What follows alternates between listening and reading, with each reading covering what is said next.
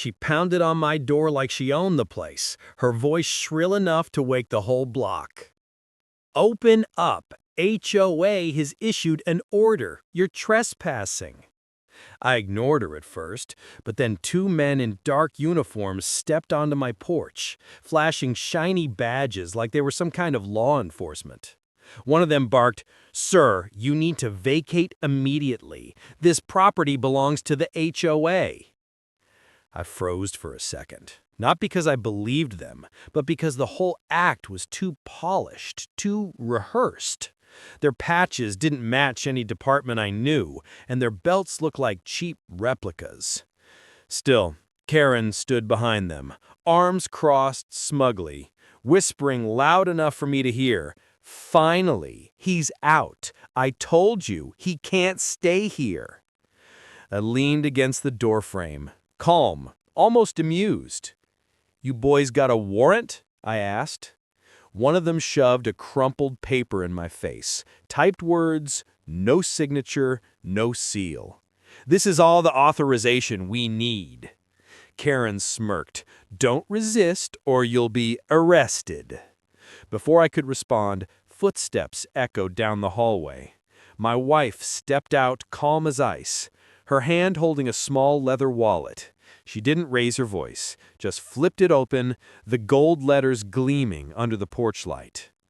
"Federal Bureau of Investigation," she said smoothly, locking eyes with the fake cop holding the bogus warrant. The color drained from his face. Karen's smirk faltered. The other guy took an actual step back. My wife tilted her head, almost smiling. "Funny," she said. "I don't recall deputizing the HOA." And in that instant, the whole game shifted. The porch went silent, only the crickets filling the air. Karen stuttered, trying to recover her fake confidence. This is still HOA business. We don't care if you're FBI. This neighborhood has rules." She jabbed a finger toward me like I was some kind of intruder. My wife didn't even flinch. She slipped the badge back into her jacket and folded her arms. "You just brought impersonators to my front door. That's a federal crime." Her voice was calm, steady, the kind that makes grown men sweat. One of the fake cops panicked. We were just asked to help enforce the notice." He looked at Karen like he wanted to melt into the ground. Karen hissed back at him, "Don't chicken out now! Arrest him! Do your job!" I couldn't help but laugh, low and sharp. "Arrest me?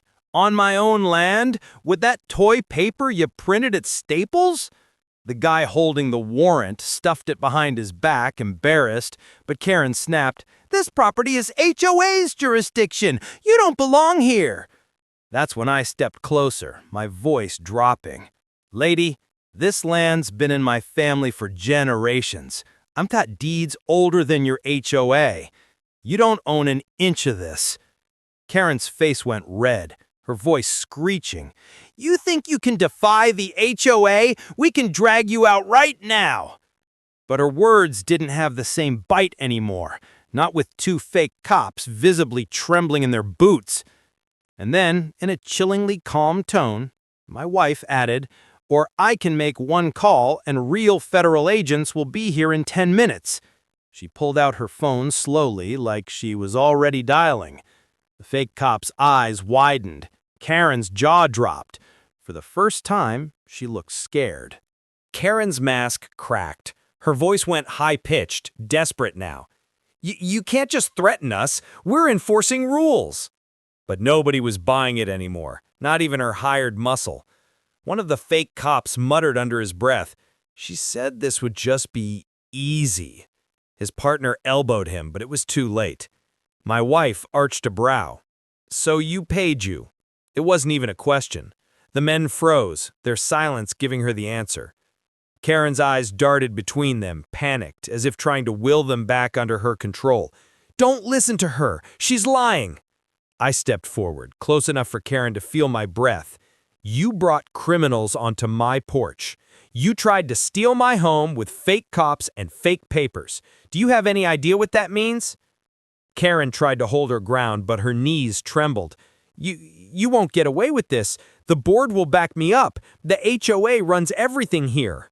She was scrambling for power, but her words sounded hollow, almost pathetic. That's when my wife's phone lit up. She didn't even press call, just turned the screen toward them. The contact name read, "Special Agent in Charge, Field Office." The fake cops nearly choked. One of them whispered, "She's serious." Karen shrieked, grabbing at the phone like a wild animal. "Stop it! Don't you dare!" But before she could snatch it, I stepped between them. My voice was low, sharp. "Touch her, and you'll find out how fast an FBI arrest works." The porch light flickered overhead, casting shadows across Karen's face. Her perfect little world was collapsing, and she knew it. And that's when headlights swung into the driveway, a real squad car, pulling in. The cruiser's tires crunched on the gravel, its spotlight washing over the porch.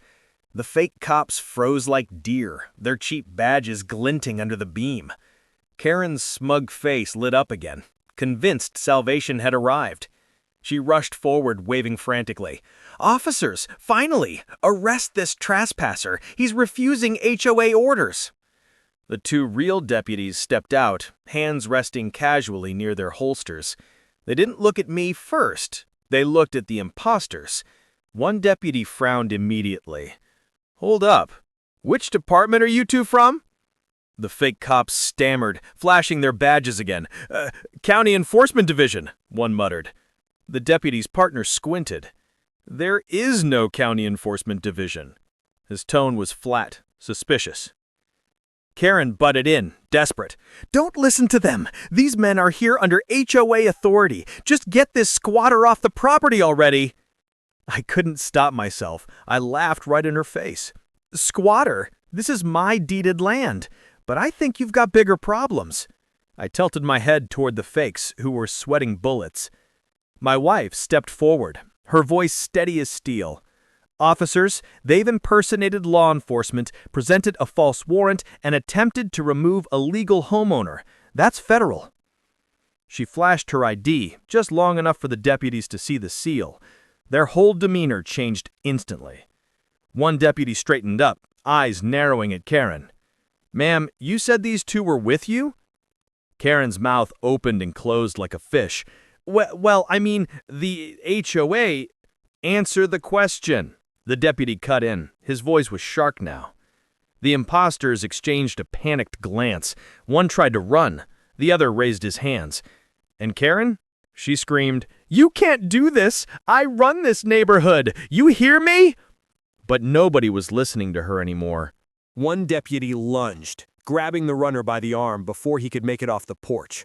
The other forced the second imposter to the ground, snapping cuffs on him with a speed that showed this wasn't their first time catching phonies.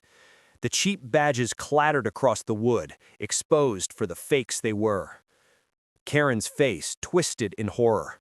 No, this isn't how it's supposed to go. You're supposed to take him away, not them." She pointed at me with a trembling hand, her voice breaking. "He doesn't belong here. The HOA decides who stays." The deputy holding the cuffs turned toward her, his voice calm but cutting.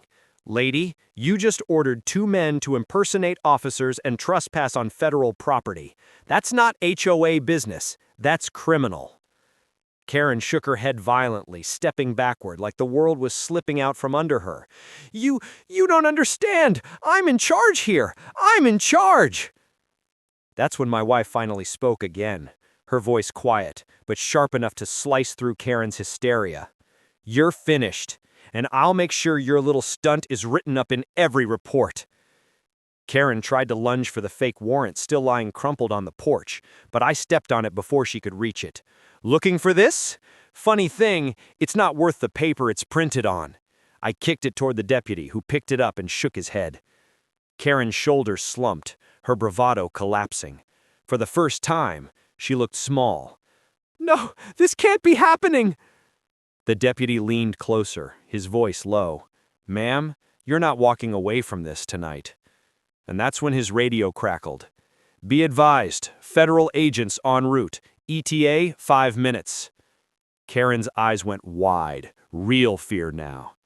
Karen stumbled back, shaking her head like a cornered animal. No, no, you don't get it. If the feds come, I'll lose everything. She turned to the deputies, her voice cracking. Just let me go. I'll fix this. I'll make it right. The deputy nearest her folded his arms. Too late for that.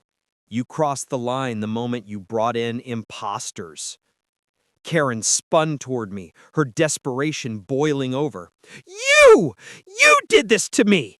If you'd just left when I told you, none of this would have happened! I leaned in slightly, my voice calm. You tried to steal my home with fake cops. You threatened my family. You think that makes you the victim?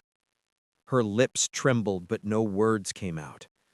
That's when headlights swept across the yard again, 2 black SUVs this time. Doors swung open and men in suits stepped out with quiet precision. No theatrics, no wasted motion. Real federal agents. The air got heavier, like the weight of authority had just doubled. Karen tried one last time, her voice shrill, panicked. You don't understand! I am the HOA! I make the rules! This whole place belongs to us! One of the agents pulled off his sunglasses, even though it was night. His voice was steady, professional. Not anymore, ma'am. Right now, you belong to us. The fake cops hung their heads, already defeated. The deputies stepped aside as the feds moved in. My wife didn't gloat. She just watched, cold and silent, as Karen's empire of entitlement crumbled right there on my porch. And when the cuffs clicked around Karen's wrists, she finally broke, screaming into the night, "This isn't over! You'll regret this!" But the truth was clear. Her power had just died. Karen thrashed as the agents led her down the steps, her voice echoing across the street. Porch lights flicked on one by one, neighbors peeking out from behind curtains, some even stepping outside. For the first time, the audience wasn't on her side. They were whispering, filming on their phones, recording her downfall. One neighbor muttered, "About time." Another shook his head. "She's been pulling this crap for years." Karen heard them and snapped, "Shut up, all of you! You wouldn't even have homes without me!" Her voice cracked into hysteria, the words twisting into pure madness. The agents didn't react. They just shoved her into the back of the SUV with the calm efficiency of people used to ending power trips. I glanced at my wife. She didn't smile, didn't gloat. She just exhaled slowly, like a storm had finally passed. But I knew her silence wasn't relief. It was calculation. She was already thinking 2 steps ahead. One deputy walked up to me, shaking his head. "You're lucky, sir. Most folks wouldn't have handled this so clean." He lowered his voice. "But I'm guessing this isn't your first rodeo?" I shrugged, keeping it simple. "Let's just say we've seen worse."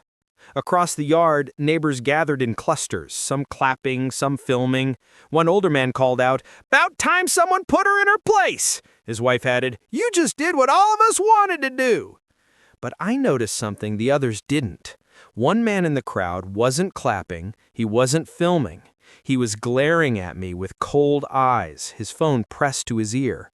The way he mouthed the words, I caught it clearly. He knows too much. My gut twisted. This wasn't over. The crowd slowly thinned as the SUVs pulled away. But that one man lingered at the edge of the street, still watching me. His phone call ended, and he slipped back into the shadows without a word. My wife noticed too. Her hand brushed mine, a silent warning. Stay sharp.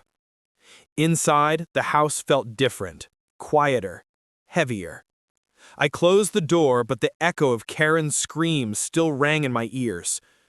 For a moment, I thought maybe it was done. Maybe the nightmare of her HOA reign had finally ended.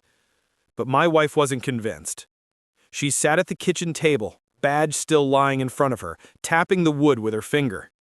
"Karen wasn't acting alone," she said finally. "The way those fakes were recruited, the way she kept insisting she was untouchable, someone higher is feeding her that power." I frowned. "You think it's just the HOA board?" She shook her head. "No, this goes bigger. And that man out there? He wasn't scared. He was making a call. I walked to the window, staring at the street now empty under the dim glow of the lamps. So, this isn't over. She looked up at me, eyes sharp, steady. It's only just starting.